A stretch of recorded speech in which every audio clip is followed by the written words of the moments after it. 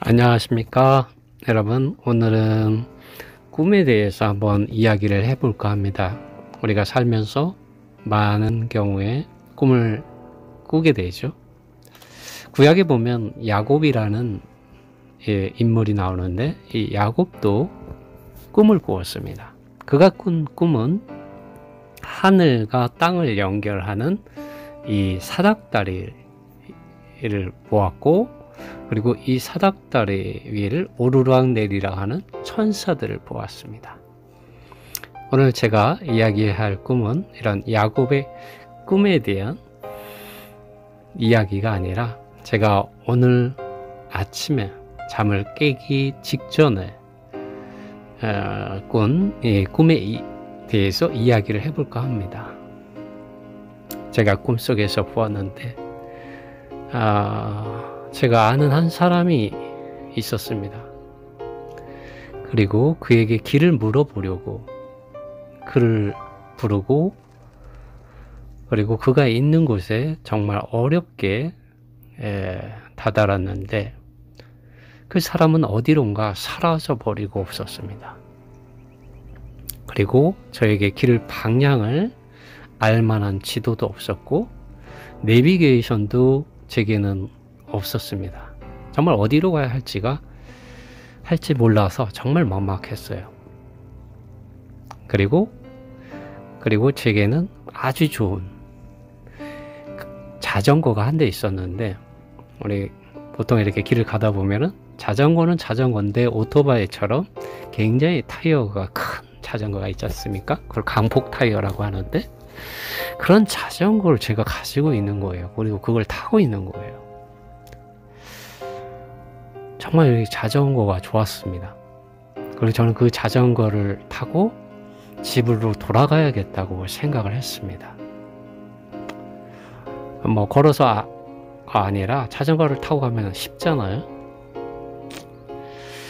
그런데 얼마 못 가서 저는 이 자전거를 타고 갈 수가 없었습니다. 왜냐하면 그 길은 자전거를 타고 갈 수가 없는 길이었습니다. 그 길은 급하게 이렇게 깎아지르는, 이렇게 산과 같은, 정말 올라가야만 하는 험한 길이었습니다. 주위를 둘러보니까 사람들 몇몇이 길가에 앉아서 쉬고 있었습니다. 저는 그 사람들에게 물어보았습니다. 그러자 그들 중 남자가 말해 주었습니다. 날씨가 정말 좋네요. 그래서 뭔가 제가 물어본 거는 제가 가야 할 길에 대해서,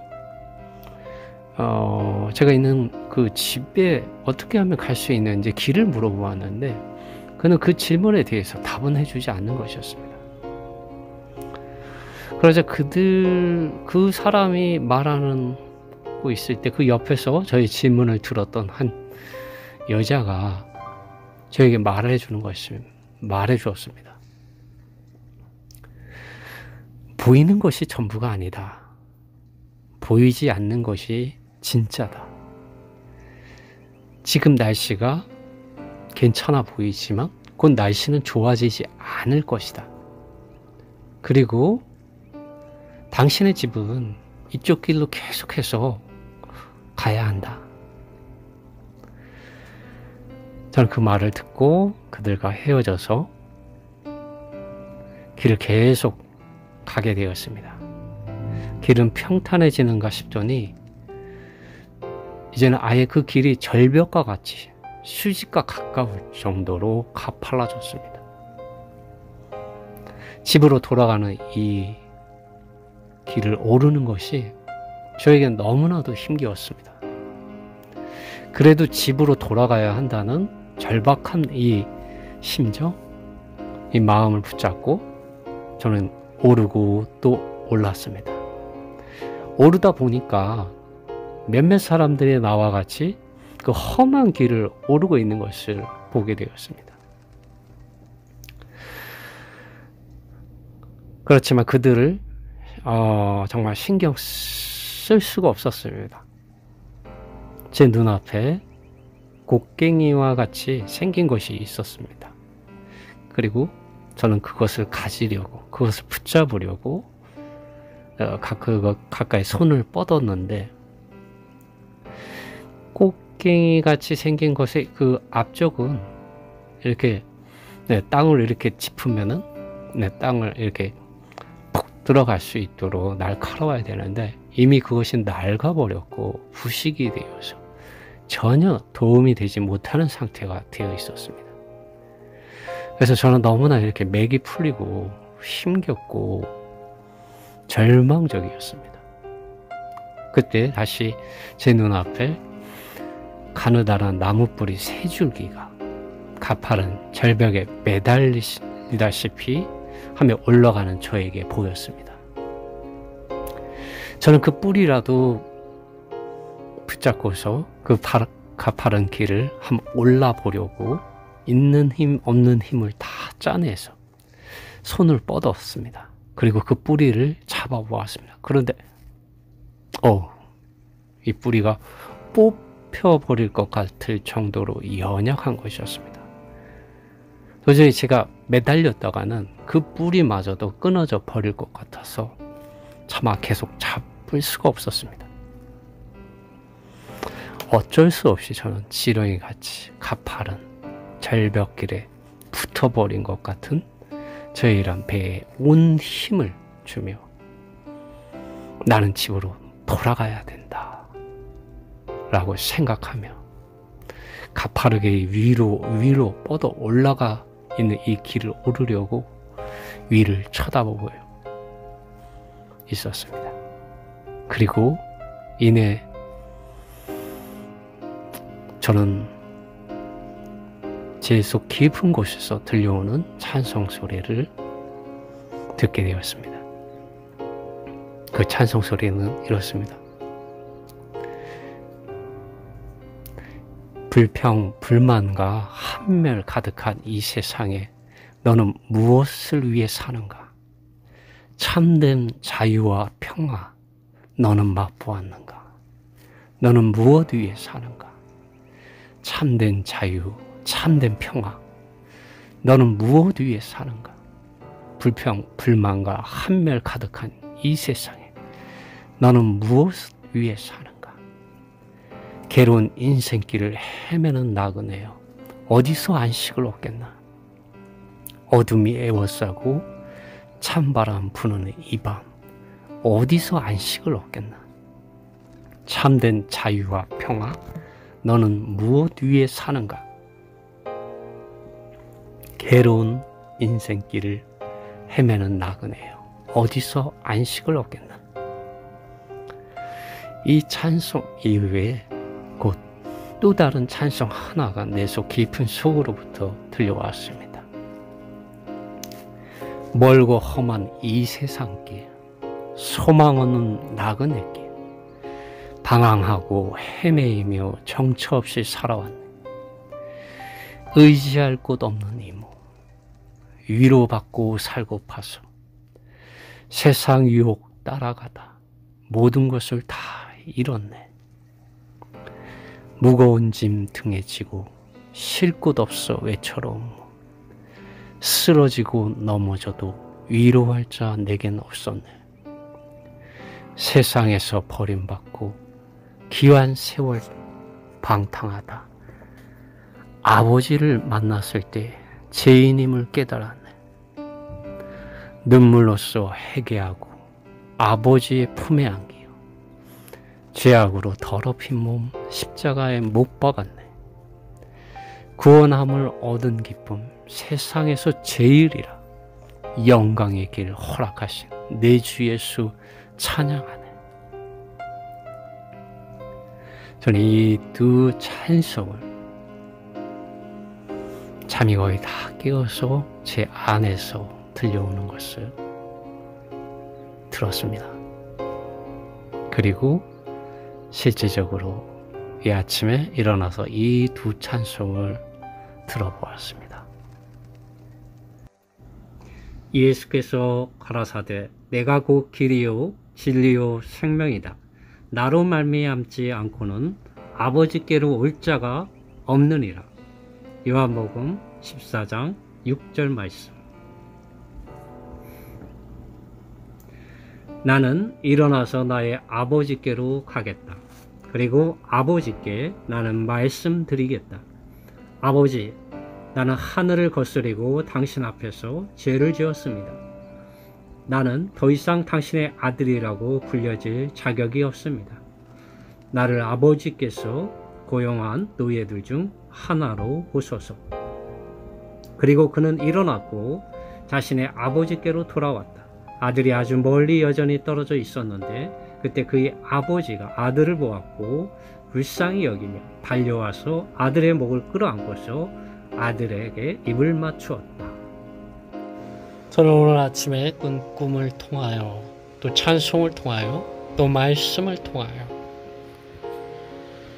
이제는 더 이상 내 육체의 힘과 또 나의 옛사람의 이런 자아의 인격을 따라서 살아서는 안 되고 또 세상의 영광과 세상의 어떠한 것들을 붙잡아서는 안 되고 또 종교적인 어떤 모양, 어떠한 지식, 어떤 행위들 안에서 자신을 외적으로 의롭게 보이려고 하는 그러한 길을 가서는 안 되고 참으로 생명의 길, 하나님의 의와 거룩과 영광에 이르는 길을 그리스도 예수님 안에서 생명의 성령의 법을 따라서 가야 한다는 것을 보게 되었습니다. 성경에 보면 사도 바울 역시 꿈을 꾼 사람이었습니다. 그는 이전에 율법 안에서 꿈을 가지고 있었습니다. 율법 안에서 하나님의 의와 거룩과 영광에 이르고자 하였습니다. 그러나 로마서 7장에 보면은 그는 그의 육체 안에 죄가 거하고 그가 원하지만 그가 선을 이룰 수 있는 능력이 자신에게 없고 자기가 원치 않는 죄를 범하는 것을 보게 되었는데 그것은 자기가 아니라 자기 속에 거하는 죄라고 말하였습니다. 여기에서 바울은 죄를 하나의 인격으로서 말했습니다. 그러나 그는 율법 안에서가 아니라 그리스도 예수님 안에서 실제 성령의 법 안에서 그는 꿈을 또 꾸게 되었습니다. 하늘에 속한 이러한 계시와 이상을 보게 되었습니다. 그리고 그 계시와 이상의 말씀을 실제 성령의 법 안에서 실제적으로 알고 체험하고 소유하고 살아내므로 더 이상 죄와 죽음의 법 아래 있지 않게 되고 죄를 사는 것이 아니라 그리스도 예수님을 믿는 믿음 안에서 생명이신 그리스도를 살아내고 인격이신 그리스도를 살아내는 정상적인 그리스도인의 이러한 표준에 이르는 본을 그는 살아내었습니다. 그리고 그는 그것을 복음으로 살아내었습니다. 이 세상에 수많은 길들이 있습니다. 그래서 믿는 이들이든지 믿지 않는 이든지 많은 길이 있지만 성경에서 믿는 이들에게 제시하는 길은 사도 바울이 이전에 언약 안에서 하나님의 의와 거룩과 영광에 이르고자 하였던 그 길이 아닌 것입니다. 주님께서 말씀하셨듯이 그리스도 예수님 안에서 실제 성령을 통하여 하나님의 의와 거룩과 영광에 이르는 길이 아버지 하나님의 집에 이르는 길이 아버지 하나님 그분 자신께 나아가는 길이 새롭게 열렸습니다. 주님은 우리의 믿음의 창시자라고 또 우리의 믿음을 온전케 하시는 분이라고 히브리서 11장에서 말하고 있습니다. 여러분, 이제는 우리 자신의 힘과 지혜와 노력과 방법과 또 많은 지식들과 또 많은 행위들이 아니라 이것들로 우리를 포장하는 것이 아니라 또 이것들을 붙잡는 것이 아니라 오직 길과 진리와 생명이 되시는 그리스도 예수님 안으로 우리는 돌아와야 하고 들어가야 되고 주님의 영과 주님의 생각과 하나 되어야만 합니다. 그럴 때 우리는 이 길 안에서 참된 자유와 안식을 맛보며 아버지 하나님의 집안에 있는 하나님의 자녀요 하나님의 백성이라는 것을 우리는 보게 될 것입니다. 여러분, 이제 그만 우리 자신의 힘과 지혜와 지식과 노력과 방법들을 붙잡지 말고 오직 하나님의 그리스도, 우리에게 메시아, 구원자로 보내주신 생명의 길이신 예수 그리스도, 그분 자신을 우리의 길과 진리와 생명으로 받아들입시다. 왜냐하면 육체로부터 난 것은 육체이고 우리의 타고난 옛사람의 자아와 힘과 노력과 지식과 또 그러한 것들에서 나온 것은 여전히 우리 자아에 속한 것이고 또 세상에서 나온 것은 여전히 세상이고 또 종교적인 것들의 모양 안에서 나온 것은 예수 그리스도 그분 자신을 대체할 수 없기 때문인 것입니다. 그러므로 우리는 아버지 하나님께 또 아버지 하나님의 집에 또 우리의 집에 이르기 위해서 정말 바울이 그리스도 아닌 모든 것을 배설물로 여기고 해로운 것으로 여긴 것처럼 그것이 빌립보서 3장에 기록되어 있습니다.